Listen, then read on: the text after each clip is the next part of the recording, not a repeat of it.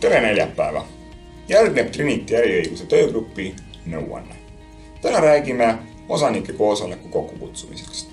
Ja selleks, et see koosoleku kokkukutsumine teil võimalikult lihtsalt ja valutult läheks, oleme pannud oma näidiste varamusse kutsenäidise, mille saate ära täita ja osanikele välja saata. Mõned punktid seoses selle kutsega, et teil oleks lihtsam seda täita. Esiteks, millal saata. Kui põhikirjas ei ole kirjas teisiti, siis vastavalt seadusele tuleb kutse saata selliselt, et osanikul oleks sellega võimalik 1 nädal tutvuda. Mis tähendab seda, et näiteks postiga saatmisel peaks selle kutse välja saatma vähemalt 10 päeva enne koosolekut, et anda kutsele võimalus postiga liikumiseks. Teine küsimus, kuhu saata? Vastavalt seadusele tuleb kutse saata osanike nimekirja kantud aadressile. Ja seda tavaliselt ka soovitame, eriti kui on risk, et seesama koosolek selle osaniku poolt saab kuidagi vaidlustatud. Siis tuleks ta saata tähitud postiga.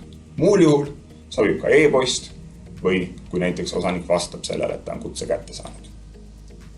Tähele tasub ka panna seda, et igal osanikul, kellele kuulub osa, mis on suurem kui 10% nimiväärtusest, on õigus päevakorda täiendada.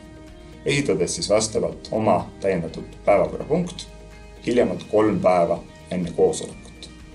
Ning iga päevakorda kuuluva otsuse kohta tuleks koos kutsega kirjeldada ka eelnõu. Praeguses näidises oleme ära näidanud 2 kõige tavapärasemat päevakorrapunkti koos eelnõudega, mis on siis kasumi jaotamise otsustamine ja majandusaasta aruande kinnitamine, mille saate lihtsalt ära täita.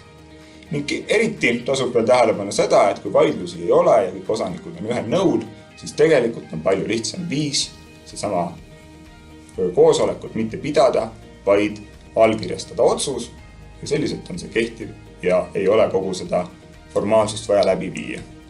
Tänan kuulamast, näeme järgmisel neljapäeval.